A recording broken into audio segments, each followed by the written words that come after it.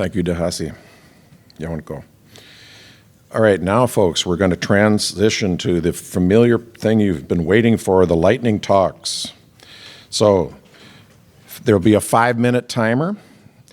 You'll be allowed 1 to 2 questions if time allows. Please respect other speakers by staying on time, and appreciate the presenters for doing the lightning talks. Thank them for being brave.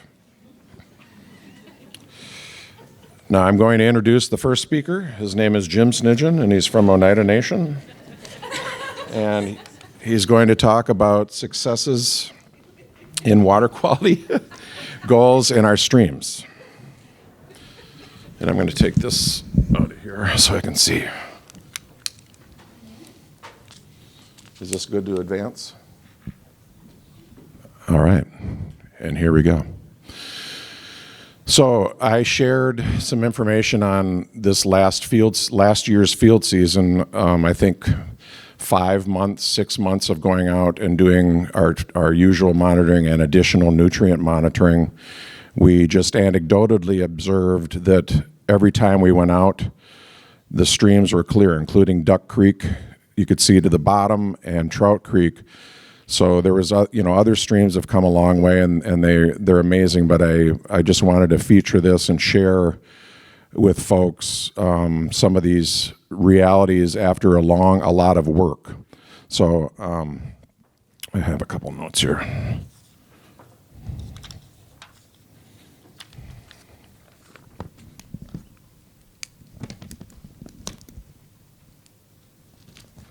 Okay, so when I was hired 24 years ago by Oneida, our mission was to protect and restore the surface waters of the Oneida Nation Reservation.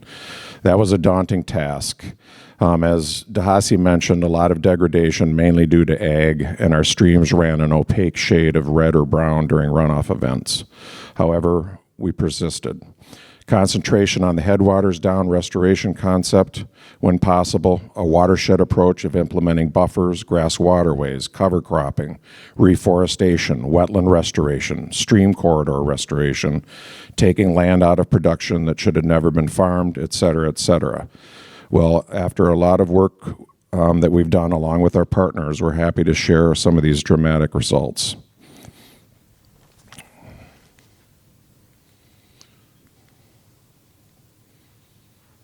Do you use the opposite arrow?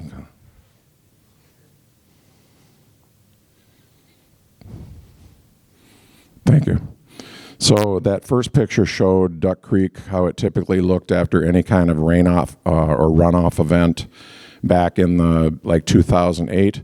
This is this last October. We have several photos throughout the year, but not all of them are high enough resolution for this. But this is an example. This is Duck Creek at County FF, and you can see the bottom. It was like this 5 months out of the year that we went out there, including being clear just a couple days after a runoff event. So here's some of the data. So this is Duck Creek at Pampern Park, our routine monitoring site.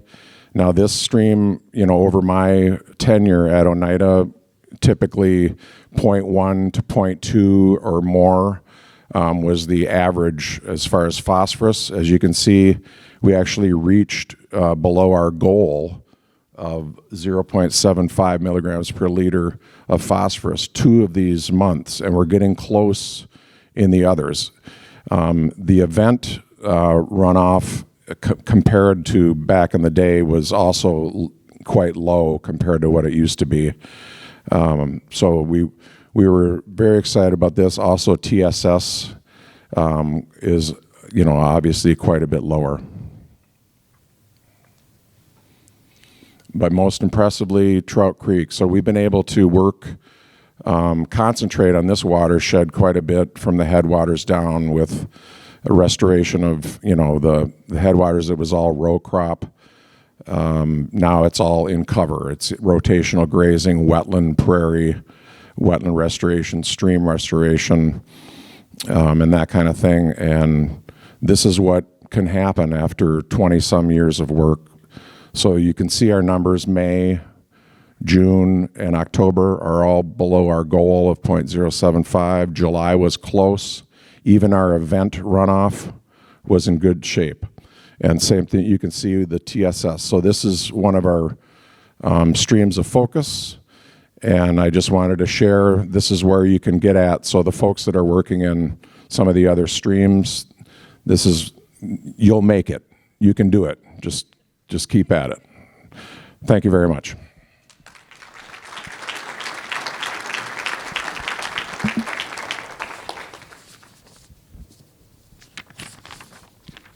And now,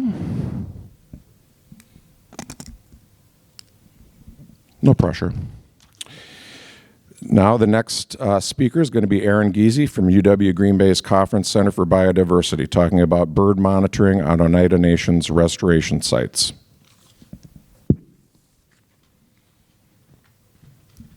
So does the slide advancer not work? It wasn't working for me, but I might have been. Doesn't work.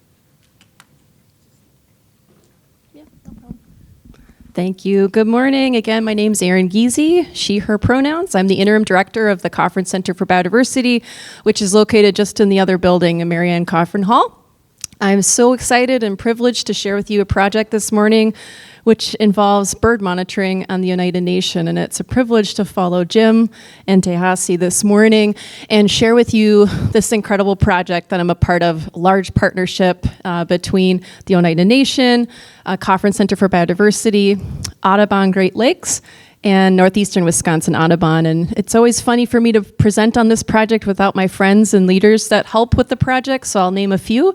Tony Kuchma, Randy Cornelius, Tom Prestby, Isabella Grobelna, and Patty Skeevers, and several others. This is a picture of Trout Creek, which Jim mentioned, and the Oneida Nation has been extremely busy the last 20 years restoring their land. They've restored roughly 3,000 acres from agricultural lands into marshes, prairies, as well as forests, and it's just incredible. And the bird monitoring project has taken place since 2021. We're entering our third year of our field season, and our project goals are to collect bird data to assess the condition of these places that are restored. So we're collecting bird data to evaluate the success of the restoration efforts. We're also using the data that we're collecting to inform land management decisions on the landscape. We are building community with bird watchers in the area between Oneida Nation and non-tribal members. And then lastly, we are working closely with Randy Cornelius, who's an Oneida tribal elder, and we are integrating, elevating, highlighting Oneida's culture, language, and history throughout the project. So here's a map showing you a few of the sites that we survey. The bubbles don't exactly line over top the locations on the map, but the red outline here is the Oneida Nation, and we have a cohort of incredibly dedicated volunteers who monitor these birds. So we survey breeding marsh birds, breeding forest and breeding grassland birds, and migratory shorebirds and waterfowl. And it's all because of volunteers that we have who help collect those data for us. And the data that we're collecting have already been used to inform land management decisions such as a prescribed burn and water level management. Next slide. So now I'll highlight that one goal I mentioned where we're elevating and integrating Oneida culture, history, and language, and we're so thankful to do that with Randy Cornelius, my now dear friend, who's a tribal elder. And we have him participate in a lot of our community day events. He participates in the bird surveys, he presents, and in those various roles that he fills, he will give the Oneida Thanksgiving address, which Tehasi mentioned this morning. He also will speak the Oneida language and translate English names into Oneida names, as you're seeing here on the slide as an example. And he's been just a prize speaker and honestly the biggest highlight of the project based on our survey feedback. And while I am not Oneida, I have learned that the bald eagle holds significance to the Oneida people and is a big part of their creation story. And the Oneida word means head of the birds. Next slide. So in the last 2 years, now entering our third field season, It's been such an incredibly successful project. Our volunteers have documented over 120 bird species, counted over 50,000 birds.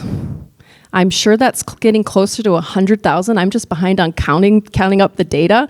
It is tremendous, and it really is a case of build it and they will come. I know that sounds cheesy, but oh my gosh, is it true at the Oneida Nation.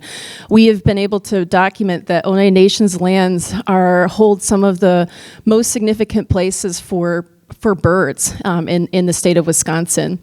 And it's a critical place in particular for breeding grassland birds, which are the #1 declining group of birds in North America. And that first image you saw was at Trout Creek. It's a 300-acre grassland and has some particularly rare species that have been picked up there. So we are excited. Entering our 3rd year, we're looking into the future for funding over many, many years to come. And again, it's just such a privilege to share the project with you. If you're interested in volunteering or learning more, please feel free to reach out to me at my email. Thank you. Do we have any questions for Erin? Any questions? There's a question, Mike Runner.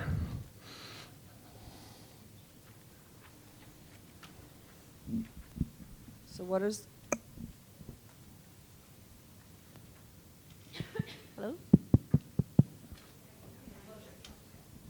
I was just still not working, is it? Yes. Oh, We can anyway, I hear was you. just wondering, what was the rarest bird that you found since you've been doing this, coming back here? Depends who you ask, but maybe Tom can add to it. But I would say Henslow's sparrow is probably one of the rare species that we picked up on our surveys, which is a grassland breeder, and it's uncommon and rare enough to have detected it. But we had 6 individual birds at Trout Creek, which is substantial. I don't know if you have anything you want to add. Another bird, it's maybe a shorebird.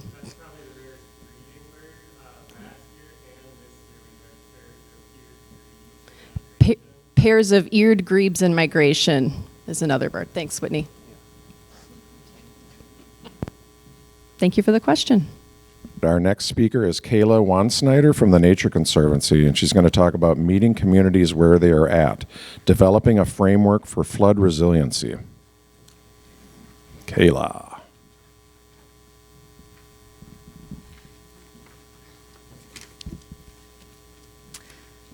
Okay, great. Thank you. So I'm just going to jump right in. The East River Collaborative is a community of practice built around increasing flood resilience, improving water quality and habitat in the East River watershed. And so we're working with partners on a number of different governmental scales, municipal, county, state, federal, as well as with partners in nonprofits and universities. And so we're coordinated by 3 different organizations, the Nature Conservancy, Wisconsin Sea Grant, and New Water, which is the Green Bay Metropolitan Sewerage District. And these all make up our core team. So this collaborative is really a way of increasing community engagement in the region. And in a sense, it's our way of meeting communities where they're at. Okay, so what does that mean, and how do we actually do it? Well, at a high level for us, it means learning what communities' perspectives are without imposing our opinion. It means listening and holding space for people to show up with their individual experiences, background, and education. And it also means providing opportunities for underrepresented groups to have a voice at the table. So how do we do it? We ask a lot of questions and we seek community feedback. So in order to do this, we've put on a lot of different events that have networking and learning opportunities. And this includes gathering information, helping communities identify what their gaps and capacities are, and having them tell us what their priorities are. So over the past 2.5 years, we've put on we've held 29 interviews, put on 9 watershed field tours, 14 community engagement workshops, and held 3 collaborative-wide winter forums. And so all of these activities have encouraged our stakeholders in the region and to really be able to shape what flood resiliency and just what resiliency looks like in the East River watershed. So with everything we've heard and learned during these engagement activities, we've been able to develop this framework for flood resiliency based on the priorities and needs that these communities have told us. So the purpose of this framework is really to kind of act as a roadmap for what resiliency looks like in the future based on these needs and opportunities and capacities. And so there are areas for overlapping collaboration. And so that's like the low-hanging fruit, the immediate short-term actions. And so some of these priorities include stream bank stabilization projects, looking for opportunities for flood storage, some flood modeling, increasing access and opportunities for recreation along the East River, and continuing the growth of the East River Collaborative Partnership. So in this framework, we have 41 priorities that are grouped into 7 different goal categories, and they are all online on our website. So if you're interested in learning more about this, you can search East River Collaborative online, and it should be under our resources tab. So now that we have these priorities and this framework, you might be wondering, well, what's next?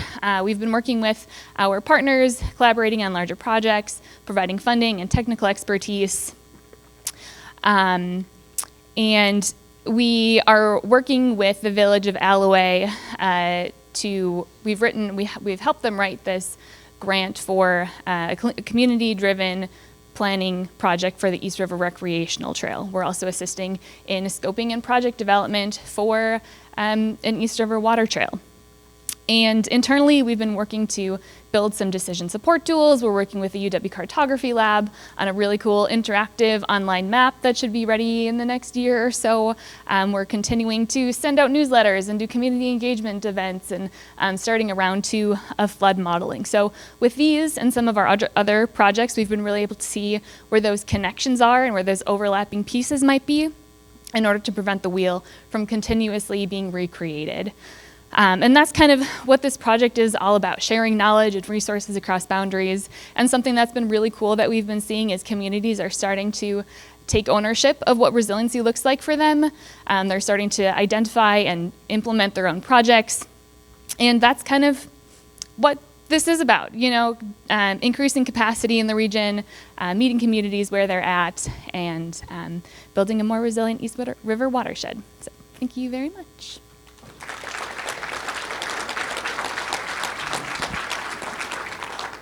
Any questions for Kayla? Questions? We have a question.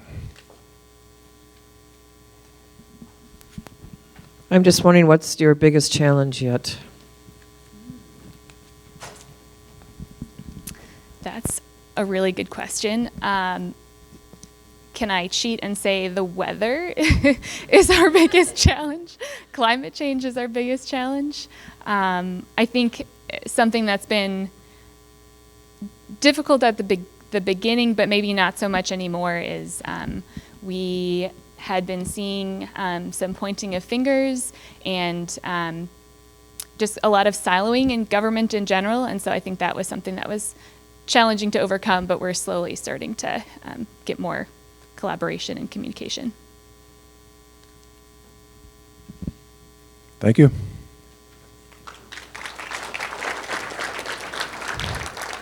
All right, next up is Teresa Qualls from Wisconsin Clean Marina Program. Implementing Clean Marina Program best management practices at Green Bay marinas.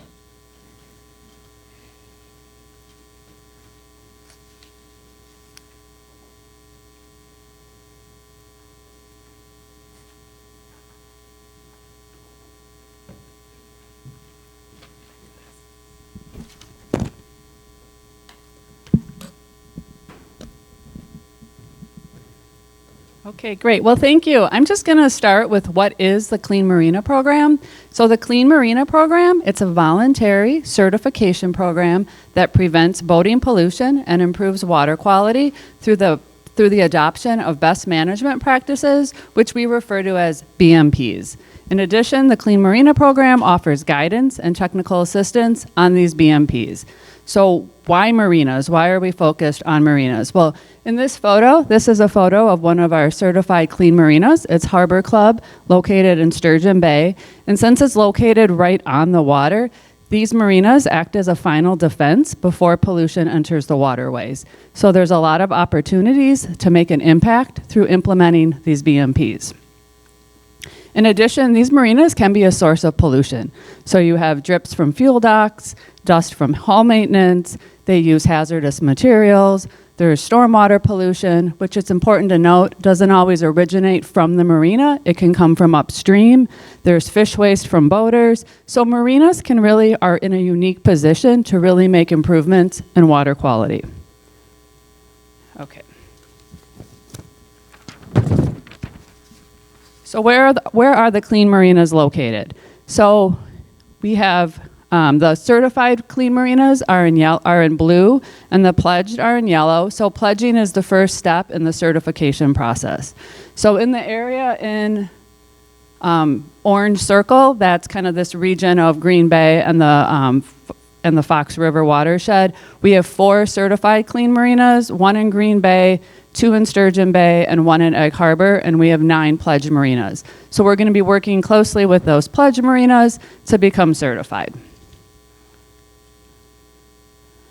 Okay, so when I talk about BMPs, what are some examples of these practices? So this is Egg Harbor, another one of our clean marinas, and in this photo, there's several examples of best management practices. So dealing with stormwater management, not sure which one's the pointer. They have installed a bioswale, and they do a really good job maintaining it. So there's a staff person cleaning it out after a rain event.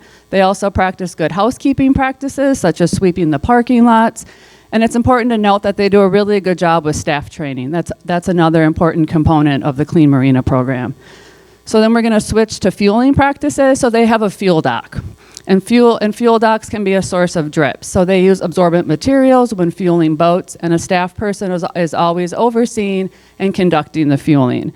So it's also important that if there's a fuel spill, that they're prepared to clean it up. So all of our certified clean marinas need to have a spill kit on site, which contains boom and other oil absorbent materials.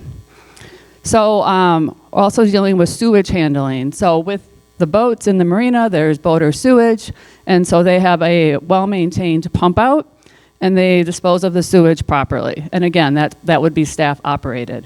So some other examples of BMPs, not in this photo, would be practices dealing with boat maintenance, recycling, proper waste storage, dealing with hazardous waste, as well as boater education. So that's really a key component, is to make sure the boaters are aware of what practices they need to follow and why.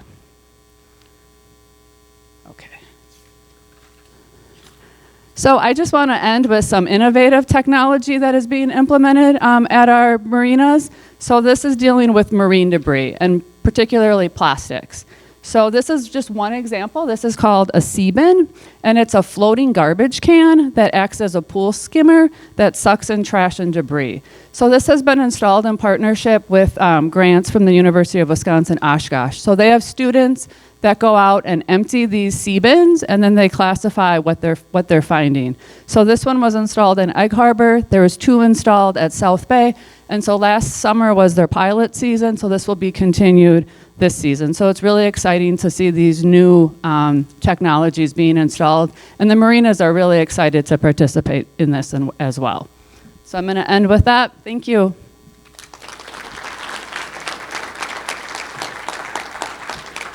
Any questions for Teresa?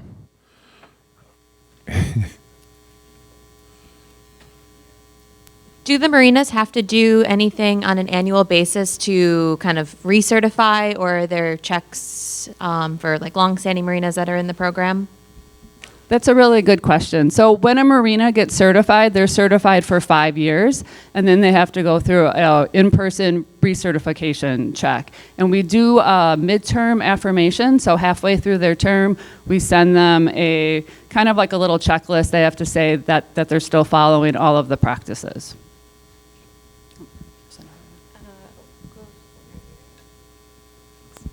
How does a sea bin work? So yeah, it's essentially like I said, like a floating garbage can that basically acts like has like a pump, and it acts as a pool skimmer. So all the trash comes in, kind of collects, and then I think it's about, depending on how fast they fill up, they get emptied like once to twice, like one time or twice a week. Yeah, so it's like mounted to the dock. Oh, so there's some other technology. So Oshkosh as well has basically a trash boat that they've been deploying off in the channel up in Sturgeon Bay. And then there's another new technology called the Pixie drone, which is essentially like a Roomba for the water, and they kind of control it around and they can pick up trash as well.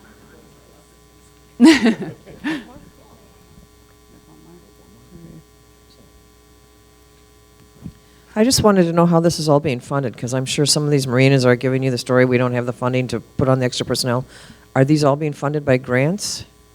So our program is being funded through a grant. So it's a partnership. We have a grant from the Fund for Lake Michigan, and then we partner with Coastal Management, Sea Grant, and the DNR as well. So the marinas do have a fee to become certified, so they pay for installing all of their practices and becoming compliant. But like for the CBIN, that was a grant with the University of Wisconsin-Oshkosh to purchase that technology.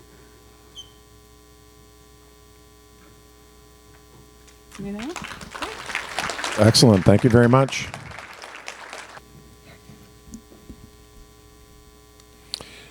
All right. Next, we have Katie Woodrow from Fox-Wolf Watershed Alliance, building agronomy support and climate-smart markets across the Fox-Wolf Basin.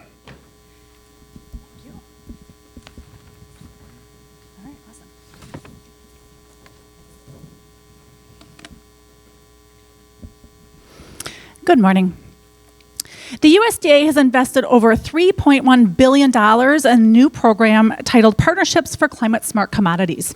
Over the next 5 years, 141 projects across the United States will provide technical and financial assistance to producers to implement climate smart production practices on a voluntary basis. These projects will pilot innovative methods for quantification, monitoring, reporting, and verification of greenhouse gas benefits, and develop markets and promote the resulting climate smart commodities. USDA anticipates these projects will result in expanded markets and revenue streams for farmers, producing a wide range of commodities, engaging more than 60,000 farms on over more than 25 million acres in climate smart production practices.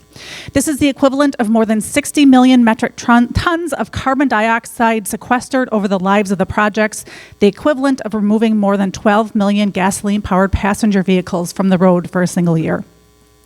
At Fox-Wolf, we know that agricultural practices that provide climate benefits also provide water quality benefits. Fox-Wolf Watershed Alliance has been and continues to be an advocate of soil health practices that provide these co-benefits, and we're excited to be chosen as the primary awardee for one and a sub-awardee for a second Climate Smart grant. Fox-Wolf is a sub-awardee for a project titled the Edge Dairy Cooperative Farmer-Led Climate Smart Commodities Initiative, Building Success from the Ground Up, and will be leading this project in the Fox-Wolf Basin. We're calling this a Fox-Wolf Agronomy Support Grant for shorthand, and this pilot project will bring 8 new agronomy staff to support the adoption of soil health practices across the Fox-Wolf Basin. Housed at the 8 of the basin's counties, Brown, Calumet, Fond du Lac, Outagamie, Shawano, Wapaka, Waushara, and Winnebago County, these staff will work with farmers to adopt cover crops, no or minimal tillage, and low disturbance manure application, tracking the reductions in phosphorus and soil loss, as well as greenhouse gas capture. Fox-Wolf will leverage the farm progress report that we've developed through previous grant projects to communicate these benefits achieved to farmers, as well as provide mechanisms for farmers to share their contributions out to their communities, as well as processors, the advancements that they are making in water quality, as well as carbon capture. $2.7 million in cost share practices will be available to producers across the basin, not just those with counties with assigned staff. Funding will also be allocated to purchasing new equipment that can be loaned out to farmers. We anticipate purchasing a new tractor, a curse buster, a strip till toolbar, an interseeder, and a manure injector that will complement the existing equipment available across the basin and provide additional opportunities for producers to try before they buy, allowing them to see the benefits of this equipment before making the investment on their farm. Fox Wolf will continue outreach and education for both farmers and conservation staff, with funding supporting farmer roundtables, expanding the Basin Buzz, an agricultural mailing, and facilitating the Basin Agronomy Team, a regular gathering of staff working in soil health across the basin to share knowledge and provide support for one another in advancing the adoption of soil health practices. The Fox Wolf Direct Ward, Preparing Wisconsin Farmers for Climate Smart Markets, or what we're calling Fox Wolf Commodities, provides additional support for soil health practices while developing opportunities to market their meat, produce, and milk as climate smart commodities. A special focus of this project is to address the needs of underserved farmers, with over half of the $1.6 million of cost share allocated to beginning, minority, veteran, tribal, and women farmers. Along with the cost share for cover crops, low-till, and low disturbance manure, funding will be provided for other climate smart practices that are more applicable to small-scale farmers. In cooperation with our project partners, outreach channels will be developed to reach new producers. Pheasants Forever will conduct their precision ag analysis, evaluating the farm from an economic lens and recommending conversion of marginal lands to climate-friendly practices such as tree and shrub planting or perennial grasses. Wisconsin Farmers Union will leverage their work with underserved producers and expand their reach across the Fox Wolf Basin, building trust and connections with producers who may not have been exposed to conservation farming resources, including small-scale farmers. And Outagamie County will provide support for the basin for greenhouse gas calculations and new technologies via climate specialist. Key work focuses on developing local markets for climate-smart commodities. A framework for climate-smart farming on a small scale will be developed, creating a process by which farms that provide meat and produce direct to consumer, to farm markets, and to local restaurants can be verified and branded as climate-friendly and sold at a higher price point. A study of the correlation between forage grown utilizing soil health practices and the resulting milk, conducted in the Lower Fox Basin in cooperation with Utah State University, hopes to prove that better soil grows better feed that produces milk that is nutritionally superior for human consumption. The nutritional value and climate benefits provide the opportunity for a new niche market for local farmers to sell their milk at a premium.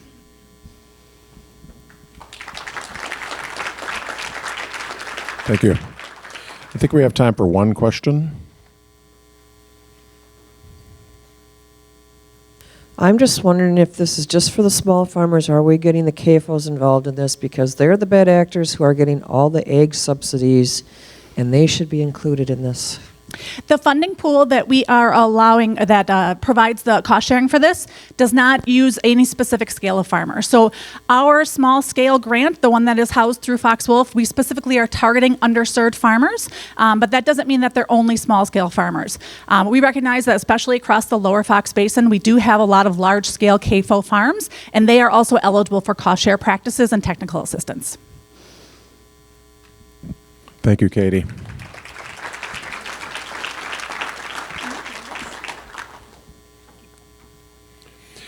All right. Last speaker of this session is Daniel Larson, Com Video Productions, developing the Bay of Green Bay film documentary. Daniel. Thank you. Well, working on a film. It's the working title is The Green Bay. It might not stick, but it's working for now.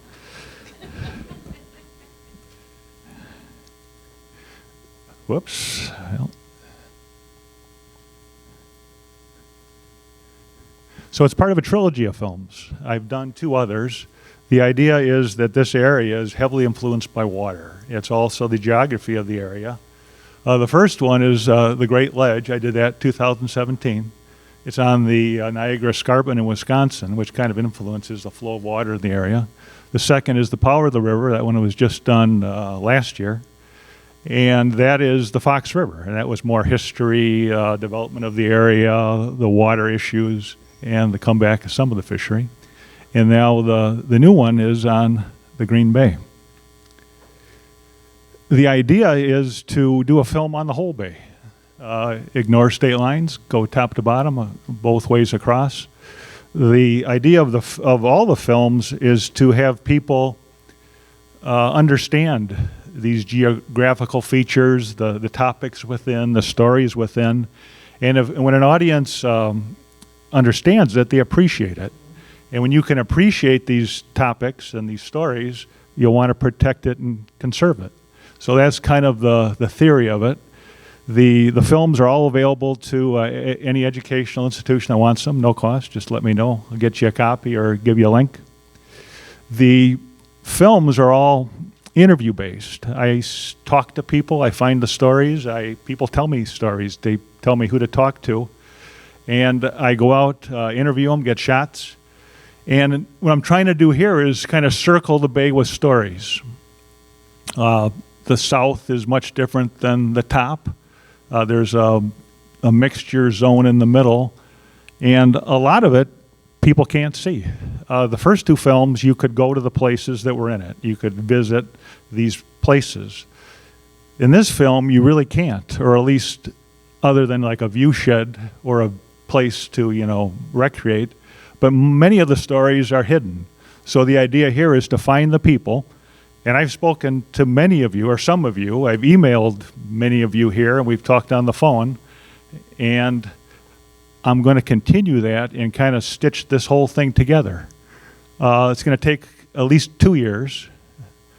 And it's pretty cool. You get to run around with a camera and talk to people. And it's a wonderful topic, and I think people are very interested in knowing more about it.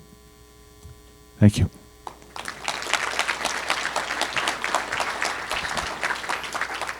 Any questions for Daniel? We have a question in the back. 2 questions.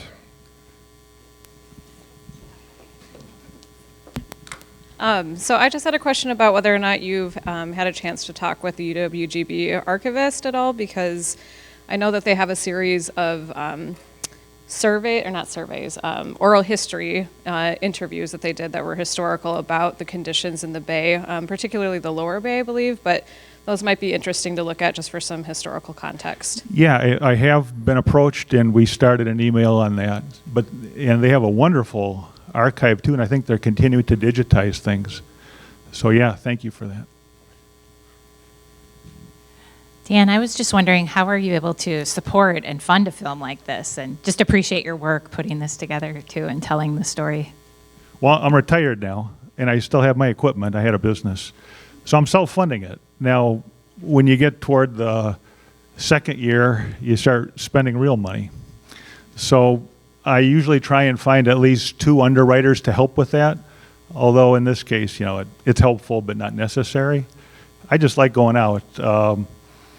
There's a certain fun in being your own customer. I had a whole life full of customers. It's kind of fun to be your own customer.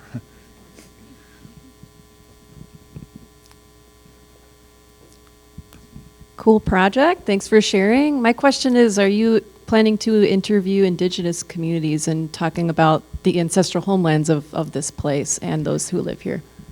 That could be a part of it. That was covered in the Power of the River. There was a section on that. Where I'm interested right now in the indigenous or the First Nations would be with the wild rice. There, I'm talking to a group that's rehabilitating areas using wild rice. So I think that's a nice way to interweave that. Each film, you only got like 56 minutes to tell it. I'm limiting it to an hour. It's like a PBS length. Yeah, as many stories like that as I can weave in, oh, most certainly. But it's just kind of where do they fit, how do they fit in, and support. But yes, most certainly, I would welcome that.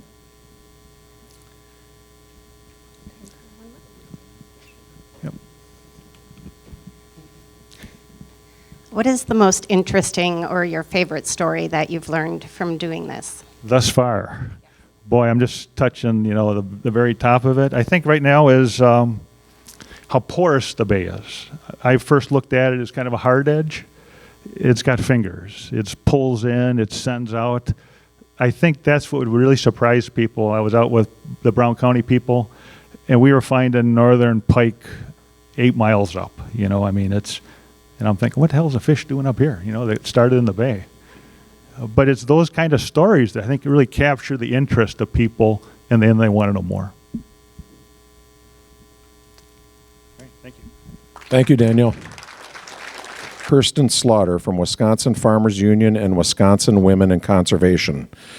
She's going to talk about Meet the Wisconsin Women in Conservation. Kirsten.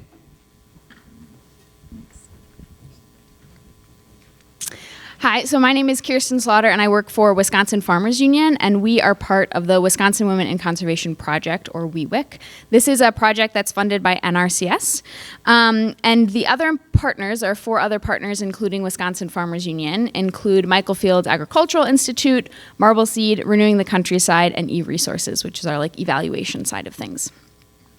It is a 3-year project, but we just got 2 additional years, so we're very excited for that, and we're currently in kind of the year 3 of the project.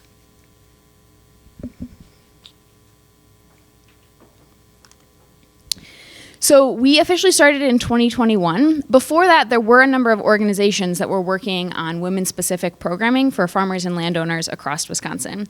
But because we weren't able to kind of coordinate under one kind of big umbrella, it was hard to make sure that our events weren't overlapping and that we weren't kind of in the same areas of the state. And so this project has really allowed us to coordinate statewide and make sure that we're hitting kind of all areas of the state, and that we can kind of coordinate our messaging and make sure that we're sharing ideas and things like that. The first couple of years were virtual, but since then we've been able to do in-person events, and the regions that you'll see here are kind of where we're physically holding events. But women from any of the surrounding areas are welcome to attend. It's just kind of where our home base is, and we're making sure that we're holding events. Everyone is welcome to attend the events. Women, we kind of specifically and purposely hold these events that are specifically for women farmers and landowners and conservation enthusiasts. And the 3 main goals of the project are to create networks and connections between women farmers and landowners, to provide conservation education, and to get more conservation on the land through conservation plans. We do this through workshops, field days, webinars, and one-on-one interactions. And I think really one of the biggest powers of WWIC is that it's a peer-to-peer network that we're creating that provides opportunities for landowners, farmers, agencies, and other resource professionals to connect with each other.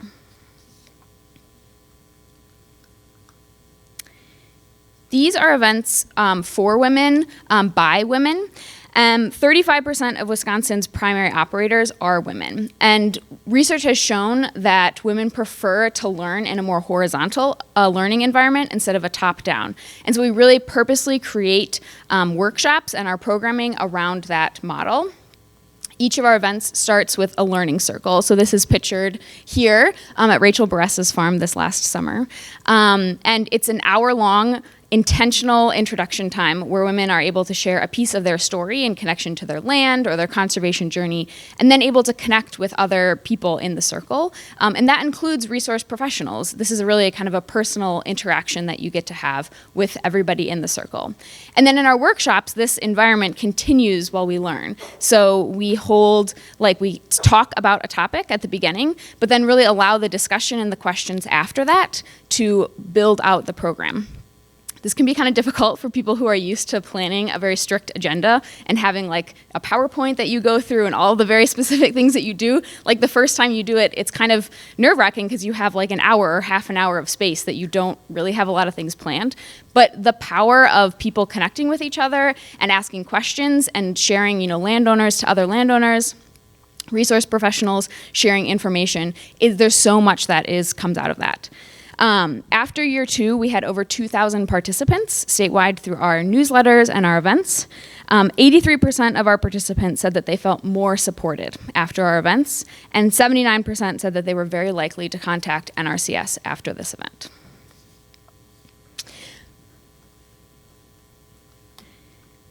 After each event, we then reach out to the participants to talk about what are their interests moving forward. That could be connecting them to NRCS for a cost share program or another agency. But if they're not ready for that, or if it's not a good fit, we can also connect them to our conservation coaches, which are women across the state that are serving in a mentorship role, who have already implemented NRCS cost share programs or other regenerative practices that really are able to connect and talk with and share their story with women who are interested. This is Stacey Botsford talking about her EQIP program for hoop houses on her farm. We also have a WeWick-specific conservation plan, which is kind of a shorter, more modified conservation plan that you may be used to, but it allows us to give women who may be just starting their conservation journey a list of things that they could do on their land, and then they get to choose if they're going to, take that up or if they're going to move on to the next thing. We also have a way of connecting educators. We have an educator network that we're putting on, and a lot of upcoming events that are on the table. So thank you.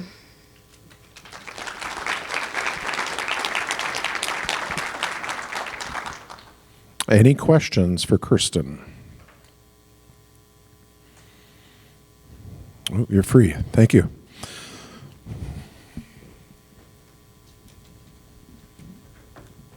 All right. Next, I'd like to introduce Keir Wefferling from UW Green Bay's Conference Center for Biodiversity, talking about bryophyte floristic quality assessments in Door County. All right. Hello, everybody. Good morning. I am Keir Wefferling, he, him, his pronouns, and I'm the curator of the Felis Herbarium, part of the Conference Center for Biodiversity, and an assistant professor here at UWGB in biology. So the last couple of years, I've been working on getting to know the bryophytes of the region, the non-vascular land plants, mosses, liverworts, and hornworts. There's a lot of diversity here. So it's been an incredible learning experience for me. Lots of diversity in the peatlands of Door County in particular, for a number of reasons. We have a lot of diversity in microhabitats, topography, hummocks and hollows, shade and sun, bare soil or wood, decomposing wood or tree bases and so forth.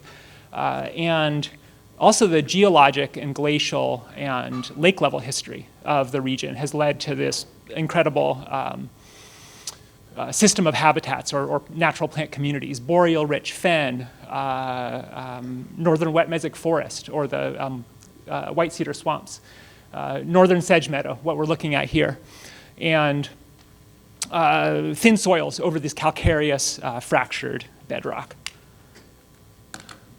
So this diversity presents a challenge because the goal of this work is to integrate bryophytes into floristic quality assessments. So I learned not so long ago that Wisconsin DNR, for example, when they're doing these meander surveys and doing floristic quality assessments for different sites, trying to understand anthropogenic disturbances or habitat quality, they're looking at the vascular plants, which is great, but it leaves out these very important members of the community, the non-vascular land plants, the bryophytes, mosses, and liverworts, and hornworts. So this diversity presents some challenges because when you're doing meander surveys, you need to be able to field identify what you're trying to estimate a percent coverage of, right? In this picture, we have at least 4 species of sphagnum. I think there's more, and this is one important genus in these communities. And many bryophytes are cryptic in the sense that you can't field identify them. You actually need to bring them back to where you have a compound microscope. So luckily, so to put this in perspective, Wisconsin has about 413 species of bryophyte. Door County has over half of those. About 220 species have been documented in Door County alone. To narrow that down, luckily, there's a lot of habitat preference and substrate requirements for bryophytes. So we can kind of filter it down to what could be here. Bryophytes are ecosystem engineers in the sense that not only are they accumulating biomass, right? These are fixing carbon, sequestering carbon, and creating habitat for other beings, invertebrates, ericads, like the little photobombing Gaultheria in the back there at the top, orchids, but they're also actively acidifying their environment, sphagnum in particular. So they're pumping out hydrogen ions and improving the habitat, the microhabitat for themselves, and also creating habitat for other beings, which is very cool, in my humble opinion. Finally, these guys are really important indicator species in the sense that they're very sensitive to changes in hydrology, in pH, in water temperature, nutrient inputs. So many bryophytes have very broad geographic ranges, but very narrow habitat requirements. So you can have the same species here in our boreal-rich fens, and then in boreal-rich fens in Northern Europe, Eurasia, and so forth. So many are circumboreal, but only in very specific habitats, very specific settings. So these indicator species can inform our understanding of hydrology and anthropogenic disturbance. Working with students, volunteers, and partners, and I encourage you to reach out if you're interested in learning more about these. Thank you.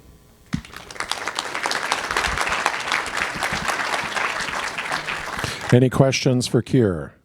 Yes, we have a question out here. I'm just wondering, is there a state park or something up in North County where you can actually go and see this specifically, or is it all Yeah. Oh, sorry. The question was if there are state parks where we can access these habitats, right, and see these in person. Yeah, great question. Bryophytes are everywhere. The peatlands, the peat accumulating wetlands, I would say are in all of the state parks that I've been to. Up toward the tip, Newport State Park. I think that would be an excellent spot to see some of these. Peninsula as well in certain settings. Potawatomi, certainly. Yeah.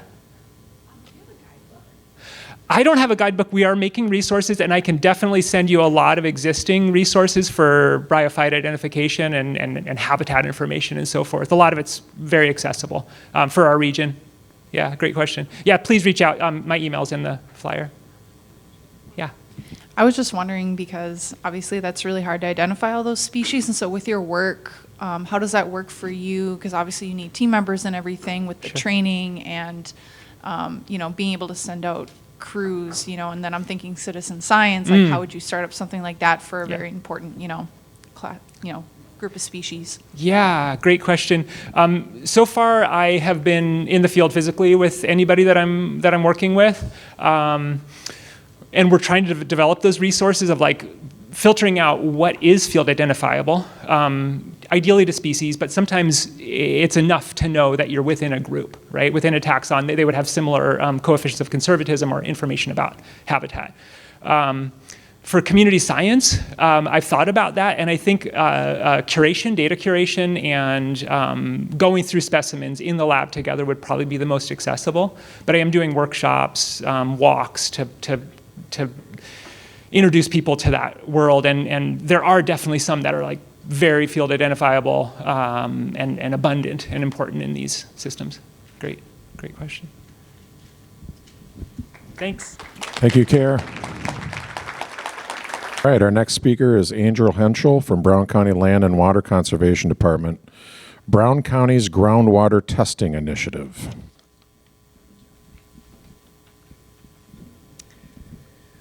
So the goal for this project was to determine a baseline for nitrate and bacteria concentrations in Brown County's groundwater.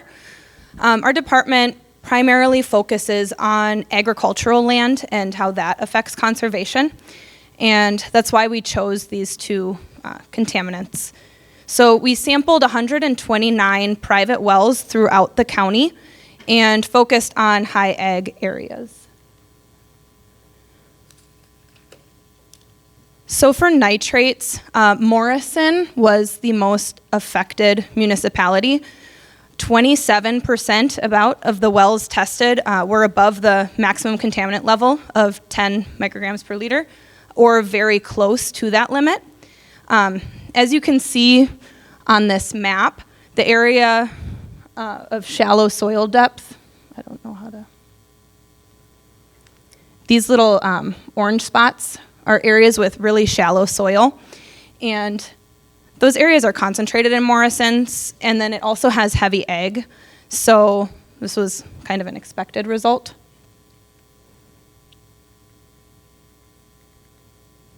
So then statistical analysis. This model is not perfect, as they never really are, but I used negative binomial regression. There's a lot of zeros in the data. A lot of the wells tested below the minimum detectable value, which is really good, but it makes it hard to model. There is a significant relationship, though, between nitrate concentrations and well depth. So generally speaking, the deeper the well, the more the water gets filtered and the less nitrates that contaminate it, which makes sense. But this model does not take into consideration the geology of the well, which water or which rock layer the water is being pulled out of. So it's really complex because sometimes that differs at each time of year, so we didn't include that in the model.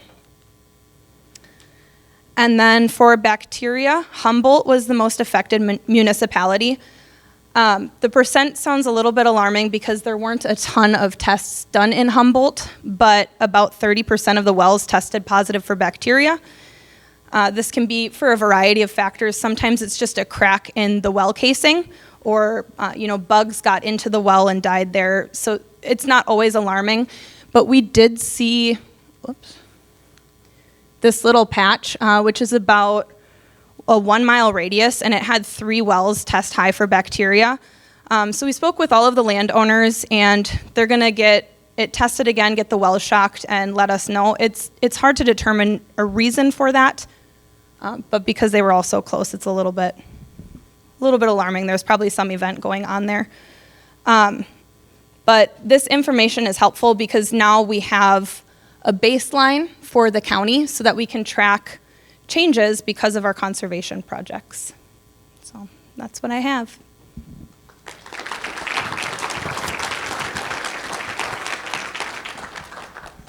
Any questions for Angel?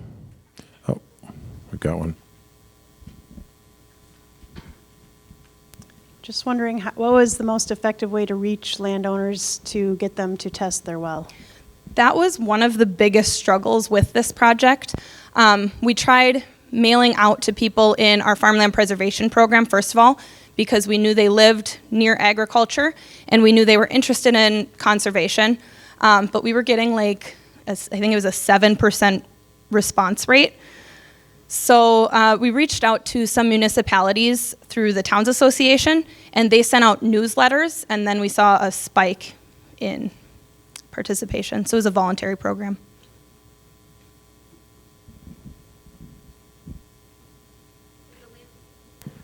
Did the landowners pay for the testing, or how was that funded? We funded it. So as long as they signed up through us, we covered it through the public health department. We got it tested, and they gave us a little bit of a deal. So it was no cost to them.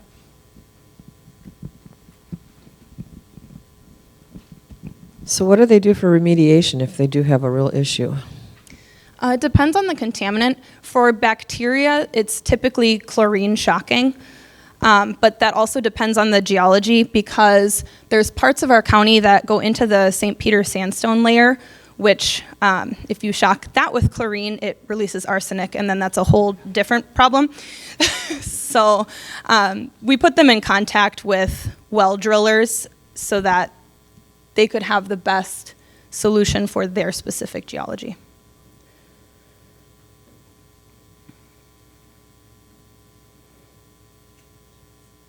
What's the county's long-term plan for the data? Like, what do you plan to use it for? Are you going to tie it back to the Solarian bedrock standards, or are you just really early in the process still? We're really early in the process. The whole goal was so that we could kind of track changes in the groundwater as projects progress. We've been doing a lot of conservation work with agricultural land, and it's hard to see if things are improving, if they're staying the same without having this baseline. So all you're seeing right now is what we'd like to compare it to in the future.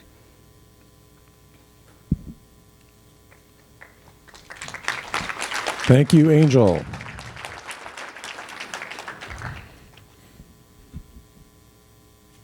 Our next speaker is Dale Robertson from the U.S. Geological Survey, speaking on changes in phosphorus and sediment loading in the Fox River, 1989 to 2021. Hi, my name is Dale Robertson. As he said, I'm with the U.S. Geological Survey. And what I want to do is talk about the loading that we're seeing in the Fox River. And back around in the 2000s, a lot of data were collected throughout the system. And because of those data that were collected down the Fox River was listed as impaired as well as Green Bay. And with that, a total maximum daily load was set up. And with that, a lot of actions were taken, especially in the lower Fox River. And with all of that, what we wanted to do then was to try to find out if those actions are working and whether the nutrient loading is being decreased. So the first part of this study was to assemble all the data that was collected. And that was primarily by the DNR, New Water, USGS. And so what we did is we collected the data that was mostly around the mouth of the Fox River, deep here, and around Neenah Menasha. And what we wanted to do then was put all those data together and see if the loads have changed.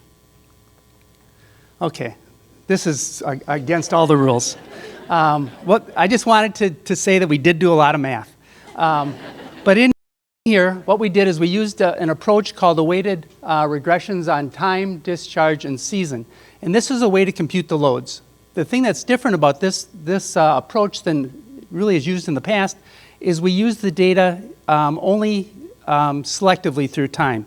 And so what we do is we look at the data around time. So we don't use the data that was collected most recently to try to describe what was happening in the past. We use the data around that time period, around that discharge, and around that season.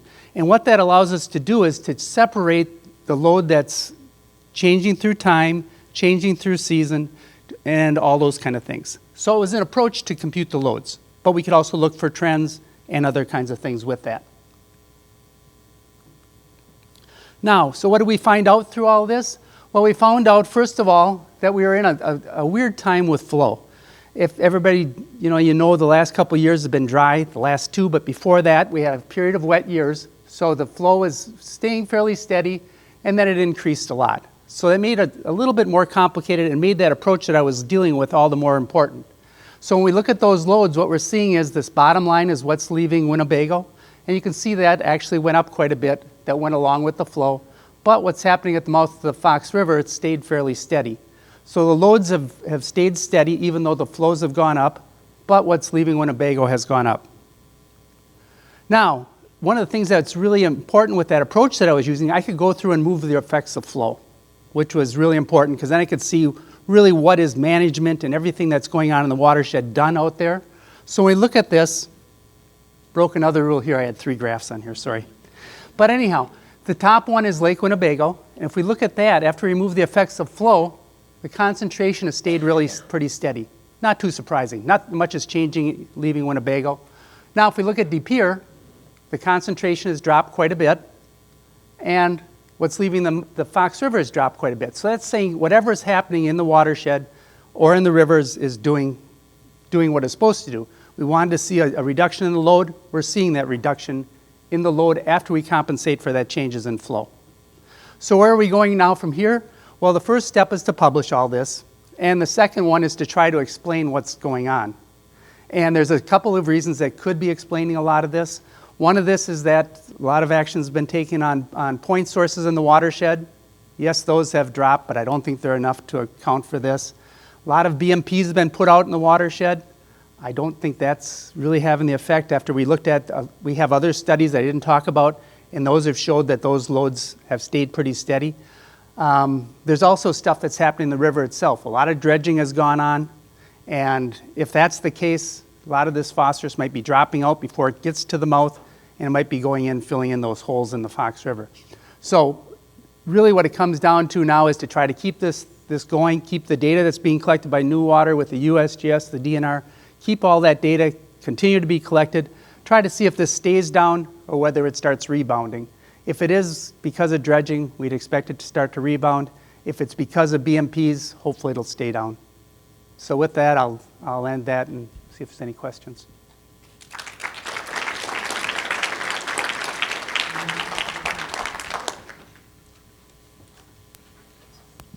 Hi, is there a trend in events, or are we learning anything about the event-driven nature of the watershed with these issues? Yes, there are more events, but that's what's nice about the approach. It should compensate for that. When we're going through there, it looks at only the high flows are looking at high flows, only low flows are looking at low flows. And one of the things that's part of this is to look at how things have changed during different kinds of flow conditions.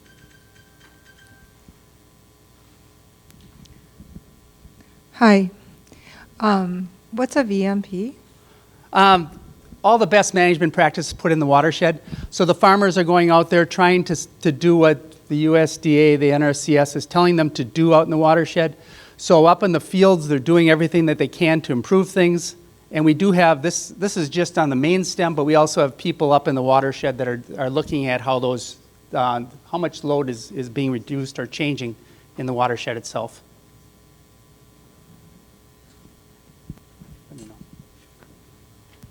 I'm just wondering, since a lot of the paper mills have gone off the river and out of business, have you noticed a difference with that, or has that really affected anything yet? That's where it gets complicated. You know, we can go out here and measure what we see and see that it's dropped. Trying to get the cause and effect is a little bit harder. We can try to say, well, the point sources have reduced their load by X number of kilograms. We can see if that's enough to account for it. Those sites would be a little harder, but usually they don't put that much phosphorus into the water column.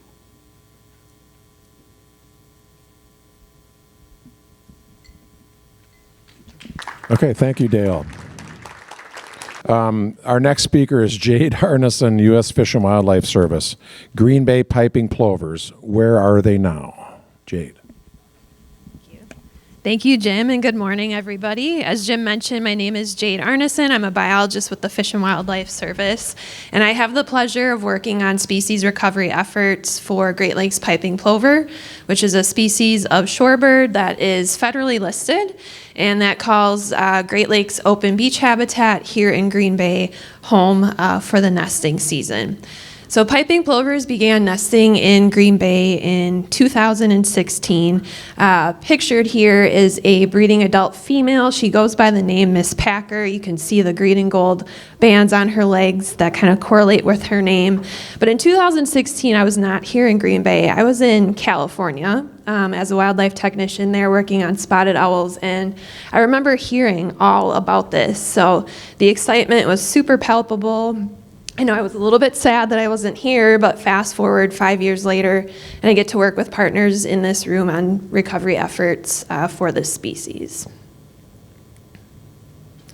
So that excitement in 2016 has certainly carried forward in subsequent breeding seasons. The 2023 breeding season is currently underway. We have 3 veteran breeding adults that returned on April 12th, kicking off the 2023 breeding season. Prior to their arrival here, they were on their overwintering grounds on the coasts of the Atlantic and the Gulf, and they were spending time fueling up and molting into their breeding plumage in order to come back up this way. We are fortunate to have received accounts from volunteer monitors about where our birds have spent their time overwintering and also where they spent their time during their fall migration. So I'll just share a few locations with you. The first was during fall migration. We had an occurrence at Peshtigo Harbor State Wildlife Area, as pictured here. This was a juvenile bird. For overwintering locations, we had birds reported from Tybee Island, Georgia, Little Egg Island Bar, Georgia, Bunchy Beach, Florida, and Boca Chica, Texas. So it's really thanks to the local birding community, to conservation professionals, and to our dedicated volunteer monitors that we know where our birds overwinter, and more importantly, we know where they're nesting and where they're successfully fledging young. So last year in 2022, we partnered with a new partner, Audubon Great Lakes to help us coordinate the many helping hands that are necessary in order to have a successful breeding season. Tom Presby, who's here today, Wisconsin Conservation Manager for Audubon Great Lakes, was able to find us a really great skilled set of local birders and university students to help us monitor 7 days a week, rain or shine, which has gotten a lot of boots on the ground to increase our effort. And also to help us respond quickly to recovery priorities such as nest exclusion, egg salvage, and also predator control. So pictured here is a graph of fledgling success rate. In green, we have the fledgling success rate for the last 7 years in Green Bay, and in blue, the last 38 years across the Great Lakes region. Last year in Green Bay, we had a fledgling success rate of 2.4. For perspective, 1.5 is the recovery metric that the Fish and Wildlife Service has for fledgling success rate. Great Lakes wide, the fledgling success rate was 2.1. So we were certainly excited to have had fledgling success rates higher than our 1.5 recovery metric goal. We also fledged the most fledglings Great Lakes wide since listing of the species under the Endangered Species Act in 1986. And Cat Island also had a really wonderful year as well. So really great fledgling survival that has been occurring recently. There's also an upward trend in the fledgling success rate that's very encouraging to see. Green Bay has certainly been very surprising and exciting to work in and has been contributing positively to the success of this population. So with that, I'd like to conclude just by thanking the many partners that are helping us fledge the future for Great Lakes piping plovers. So, thank you.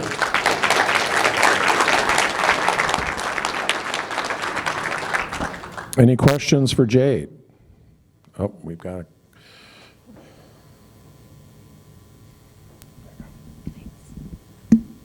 Are there predation issues you have to pay attention to? Yes, great question. There absolutely are. That's probably one of the biggest challenges that we have. So another partner that we work with is USDA Wildlife Services, who helps us implement both lethal and non-lethal control methods.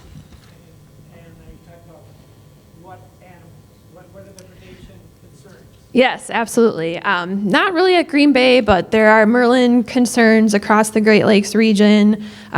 We've had concerns with raccoons, herring gulls, ring-billed gulls. Mink is a new one that's been popping up for us recently. I'm not sure of any confirmed predation from mink, but they're on our radar for this season. So I'm just curious, how many eggs do they normally lay? And you said it's like 1 or 2 out of 1% or something of the eggs laying? So a pair can fledge up to 4 young, so 4 eggs. No, they can fledge up to 4 young out of the 4 egg clutch.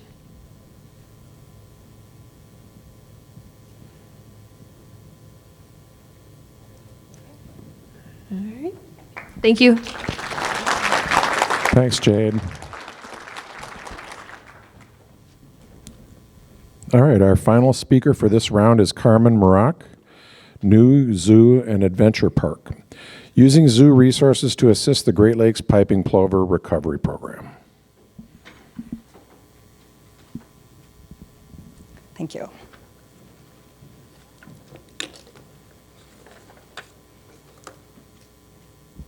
Hi, I'm Carmen. I am the director of the New Zoo and Adventure Park. We are accredited by the Association of Zoos and Aquariums, and that's a big deal.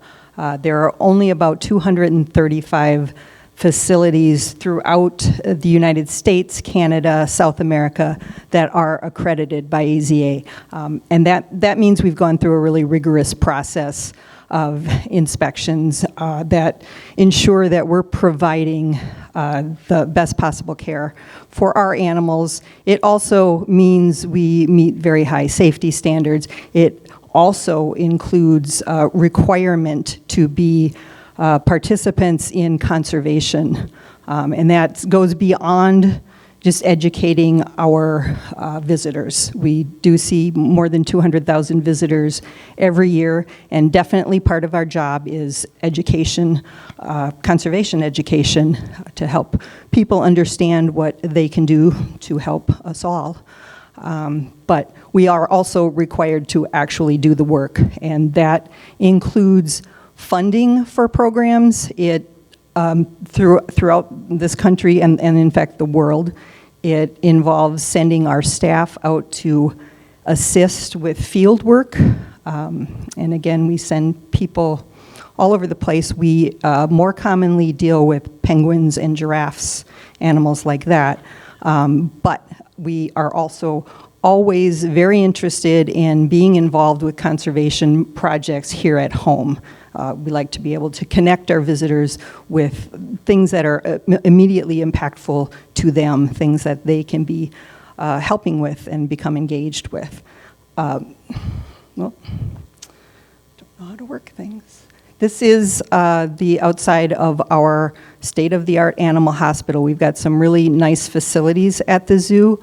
We've also got some very talented staff. We've got people with lots of expertise working with all sorts of species, including shorebirds. And I'm jumping in on the piping plover project here. We've been really fortunate to be able to have one of our local projects that we've been helping with over the last several years is the piping plover recovery program in the Great Lakes region, specifically the Cat Island birds that we just heard about.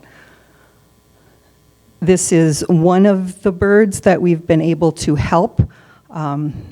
You saw that lovely animal hospital. We do not typically do wildlife rehab at the zoo. We're mostly set up to care for our own collection of animals. But in this situation, we are able to jump in and help with some rehab for the birds out in Cat Island. Our introduction to the whole program occurred in 2020, which was a particularly difficult year for the piping plovers who were nesting on Cat Island, which is really nearby the zoo. It's really only a few miles away. We first were approached by U.S. Fish and Wildlife about an adult male bird who had his nest had been obliterated by a big storm event. He was actually missing for 3 days, wasn't seen for a while. When he did reappear, he was very weak and unable to fly. So the U.S. Fish and Wildlife, the local people, reached out to us to see if we'd be able to help. And of course, we were happy to step in, brought the bird to the zoo. He stayed with us for, I think, 6 days total. Again, we have the staff with expertise. We have the medical facilities to help him. He came in extremely underweight, very dehydrated. We also happen to have things around like flamingo chow and krill and capelin and just the sort of foods that a bird like this needs to regain health. It turned out we were dealing with a botulism outbreak that year, so there were actually many more sick and dying birds. We brought a few more in. We weren't able to save them all. This is a picture of one of our zookeepers who had the opportunity to go release that first male back into the wild, back to Cat Island, from whence he came, where he continued to do a good job of survival. But again, we weren't able to save every bird that came in. We were able to save several, though, and with an endangered species like this small population, every individual counts. So, thank you.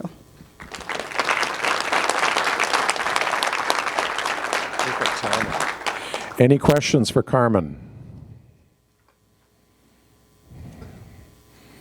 I guess not. All right, thank you. And thanks to all the speakers for that round. Give them a big round of applause. Thank you very much.